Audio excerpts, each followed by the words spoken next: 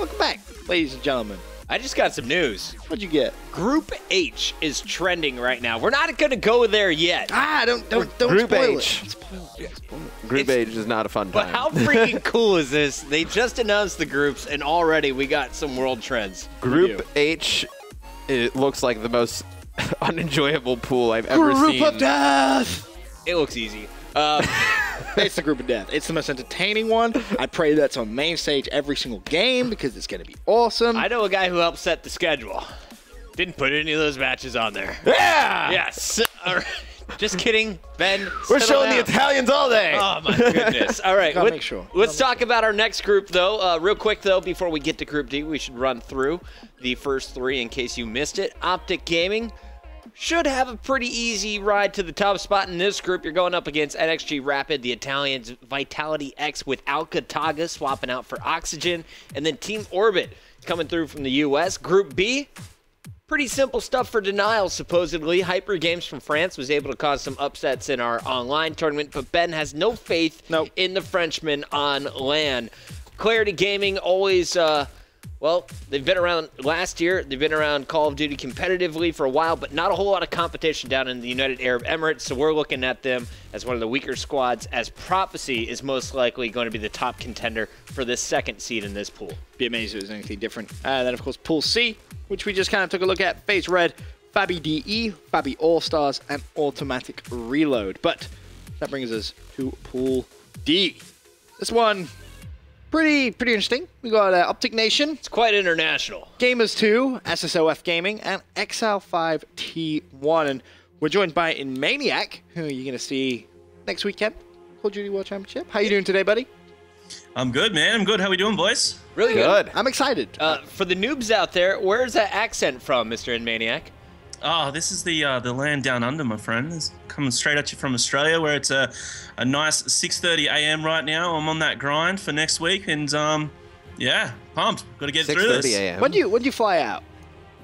When do I fly out? I fly out Wednesday, 10:40 a.m. my local time, and I arrive in LA 6:30 a.m. Wednesday. Oh, Back to that's LA. so Yo, that's time travel. Yeah, you're Yeah, I traveling know, right? time. What's up with that? This is That's crazy. This is wizardry. It is. He's traveling through time. Bro, Now- that's ridiculous. now, He's Exile- literally traveling through time. He's like, yo. He's going backwards. He's a very talented man. Yeah. If only it was your birthday, you could celebrate it twice. That would be awesome. No, right? And I thought I was a wizard. Paris Hilton style. And Maniac, let's talk a little bit about Exile 5 T1, though. This is the squad, of course, that finished 5th place last year, -1. What's the big change on T1? The biggest change, of course, a lot of people will know, but for those who don't, is replacing Dens on the team. So Dens actually went over to the Australian team, Plantronics Mindfreak, where there's been a lot of hype around those guys. So these guys have had to make that change, which is pretty exciting stuff. A lot of people would argue that they're a little bit weaker, but obviously they're coming to prove people wrong. So I think we're all excited to see how they're going to go this year, obviously following up from last year. Yeah, and how do you specifically feel about this group as we take a look at it one more time? You're going up against Gamers 2. This is the former Pain Gaming squad, renamed once again for this year. Tohor and the boys, as well as SSOF Gaming, the top squad from Brazil. What are the Australians' chances of getting that second or first spot in this group in your eyes? Well, look, I mean, we know Owen's in here. They're just going to be straight on through. Like that's just what's going to happen. So looking at the other teams, Gamers 2, 5th, 8th, I think their placings were at the EU Regional, looking pretty strong, but I think they're the question mark here for T1. SSOF, I'm going to be totally honest, I don't know too much about these guys, the Brazilian squad, but from the little that I do know, I don't think they're going to be showing up at this event, especially when T1 can turn it on like they can. I mean, these guys are a bit up and down, but as soon as they're on the stage, as soon as they're pumped up, Issei gets the energy into him, I see them being able to walk past those guys. So really the question mark for me is the Spanish guys. They have a huge following behind them, I know that much. But the thing about it, and what you guys may know about T1, is their S&D game is unbelievable. That's how they came through and stomped and surprised a lot of teams last year. Expect them to do something again along those lines this year. I do know that the qualifying series for Gamers 2, they lost the hard point. And that's something they really don't want to do especially going up against T1, because if they're relying on their S&D game, it's going to be really hard for them. So I'm going to throw my hat in the T1 ring. A little bit biased, but I see ON and T1 coming out of this. Slight bias. I saw SSOF play a little bit. Prediction. I watched some of that when I was here in the office, and those guys, they play out of their minds. It's chaos. There are people everywhere. I mean, there's people on CTF. There's people running down the middle of the map. Controlling your base people does not overextending. exist. No, it doesn't exist. Rotating doesn't exist for them. Could that they catch just a team run off guard, though? like maniacs. What? Could that catch a team off guard if you're so used to playing? Okay, a team like Exile T1, who's not the strongest on respawn. I mean, that could be a little bit dangerous when people just running everywhere. You're expecting to see causing someone chaos. Poolside next. I think Gamers 2 is a very tough overextended. matchup for Exile T1 from the standpoint that Exile T1 not strong on respawn, kind of like Inmaniac said. Gamers 2 pretty strong respawn team. Tahor, he can definitely light it up in the kill feed. Well, I think lost the hop one. Right, but they do. That's the thing. If Exile T1 wins the S&Ds, which they will, they just need to take one respawn. Likelihood of that happening? I mean, it was good last year. I mean, but can you rely on that for an extended period of time? Can you rely on that? I must also point out, although that these guys have lost Dens, they've got a huge pickup in Fate. Now, this guy's crazy in our scene, young guy. It's first time, obviously, on anything in an international scene. So I'm really expecting him to. He's either going to go absolutely bananas, or he might drop off a little bit. But I expect, following the energy of his team, he's going to turn up, and with his slaying ability, he's absolutely nuts. There's been a lot of conversation about the top 5 players in our scene and whatnot, and consistently he's always been put up there. So, I mean, you guys raised some valid points. It's going to be interesting to say the least. Hey, Maniac, I have a question real quick.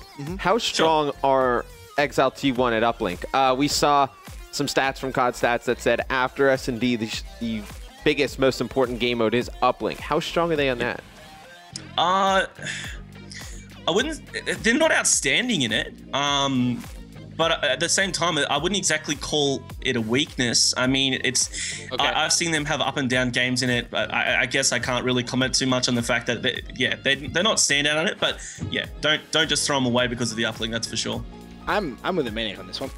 I think ON cruise through. This is a really easy pull for them. Yeah. I think they were a little bit worried about who they could potentially get. I think Exile join them. I'd be surprised to see anything different. I think that Exile Gamers 2 match will be pretty good. I think I agree with you. That's what it comes down to for me. Yeah. 100%. I was watching Exile 5, and to be honest, they were lacking a bit of team chemistry, even some basic fundamentals, which they might have shined in Ghost S&D, but I felt like we're missing an AW S&D, and that has me a little bit worried when you go up against Tahor and the boys from Spain. I want to point out that qualifier was first. Yeah. So they've had, I feel like a month after that qualifier to really grind it out, whereas all the other, like the North American qualifier was like a week ago. Are there enough teams in Australia for them to get some real practice, or how do these guys prepare following that qualification? This is the biggest issue with our scene, and it's a broken record. A lot of people have heard this, so I'll be very brief. There's such a huge skill gap from our #1 team in Mindfreak, even to just 2 and 3, let alone the rest. So no, they can't get the preparation they need, and it's really unfortunate for our scene because, you know, T1, they can get their practice up against Mindfreak, Integral, 1 or 2 other teams, but after that, you know, they're not really getting anything out of it. So that's the downside of being down here, I guess. But I mean, at the same time, we know they have the ability to hold their own. It's just how they turn up. All right, good answers across the board. This one, not sold for me, guys. You want to save your predictions for the for the bracket show? I mean, you can do, but I really think ON and Exile T won't go through. I'm going to save my predictions. I'm with Benson. Yeah. Woo! That's bias. Well, just because he's from Australia and he picks an Australian team doesn't mean bias. I love Iskatu. And I hope that he has a great haircut. Bias would be him saying, "Oh, they're Australians that guaranteed to go through." No, I'm going to tell you guys how it is a little bit later on. I'll trust me, I'm not biased, but I see how this is going to go, and I think it's ON. You're going to see T1 and Gamers 2 battle it out. That's going to be a nail biter, but I see T1 taking it away. And who's the best player on T1 for us to watch? Is it Fate, the new one, or Fate, the new one for sure, 100%. Young kid's got a lot to prove. He turned up at APAC. He's just an amazing slayer. He goes absolutely nuts, rides the high of his team. Expect big things from him after maybe a warm-up match, but then he's going to be straight into it. All right, Chilean, also a player always to look out for. He was the one with my top 5 plays. I think he had 2 of them in the Australian top 5. So That's Exile 5 fighting for that second spot. I do want to say one last thing on Gamers 2. Talking with Momo, he was saying that Tahor's the big name on the squad, right? He's the guy with the most Twitter followers. He and Legend playing forever since, he said since Modern Warfare 3, 2 of those players teaming. So a lot of chemistry there. But they went out on a limb and brought in some really young Slayers. They said Methods is a new addition, a young guy who is probably the best on the squad. So we'll see what happens in that group. But we're only half the way through. Ben, take us to our next one. You want to go to the next one straight away? Are we keeping Inmaniac? Well, we're supposed to pick up someone else. Can we keep Inmaniac first and then bring on our second guest? You know you want me, man. You can do it. It's up to you. I just saw Mind Freak is in this pool. Let's go ahead and show it to you guys. Okay. Mind Freak is in this Executive producer Chris Puckett. Inmaniac, you told us about Exile 5, but let's take a look at the guys who will be facing off against Plantronics Mind Freak. We have Envious, Team Menace from Finland, formerly That is Team Finland, yeah. Team Finland! Yeah. As well as UX Gaming, the second squad coming over from Germany. Now, Exile 5 is the second best team in Australia. How far along is Mind Freak, and how do you compare them to the rest of the teams on the global scene? Well, at APAC Regional, Mind Freak 6-0 T1. So I think that says a lot just there. Mind Freak is... They're the best that Australia can put up right now. If you take away all the kids that are under 18 right now, we can barely... Like this is our God squad right now. They've dropped Naked, who although almost like the soul of the team at times, he was probably their weakest player just overall. They've picked up Dens, snatched him away, one of the key players, probably the best of the T1 squad last year. So they've replaced their worst with now one of their best, along with Fighter, the guy who was underage last year. He's now in there. So they've got their core. I'm really genuinely excited to see how these guys are going to go at champs. I expect big things from them. This is where I may be a little biased because I love these guys, but these guys are going to go far. Trust me. How far? How far? Top 8? Come on, man. I don't think you want predictions, do you? Top 1? Just give me. I mean, you said they're going to go far. How far do you reckon they're going to go? Top 5? Can they beat Envy for the pool? I can't go silly here, Benson. I can't go of silly course here. you can. They're a top 8 team. They're a top 8 team. They're a top 8 global team. Yes, I think so. You got you to say it. Can they beat Envy in this pool? Oh, I don't know about that. No.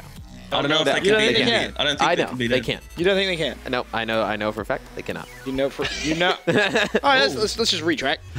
You know for a fact they cannot. So what? How do you know this? Well, is it's a fact? based on facts. Go ahead. I'm basing this on facts. Envy facts. Sounds like bro science Envy to me. before champs always has something kind of catastrophic go on. Proof goes on an unexpected cruise before Black Ops 2. They get no practice. They show up. They get second. But they were going Ghost. into that Envy event before as- Ghost champs. I mean, what? We expected them to get like last. They were awful. You're right. They went through a whole bunch of team changes. Scump came, left. Goonjar there, left. Just kind of putting a team together Rambo, out of you're shambles. back in right Rambo, before the coach, event, back into the lineup. They make a fantastic run. They get second. I would not be shocked if this Envy team made a run of champs. It wouldn't be No, shocked. we expect them to. Yeah. But what happened in pool play last year? They dropped to... Three-way tie. Yeah, it was three-way tie. Three-way tie. Yeah. So I don't think it's fair to say, oh yeah, it's fact. No, they'll cruise to this pool. Yo. Cruiser as in first and Fighter, second? did you Yes. hear First, what yeah. he said about you? Of course not. It's 6:30 in the morning and you're still sleeping. You're still sleeping. We're going to commercial break, though. We have another guest to discuss the rest of this pool. Want to get our thoughts on the European squads competing against Plantronics Mind Freak as well as Envy. Don't go anywhere. Our pool discussion continues right here on MLG.TV.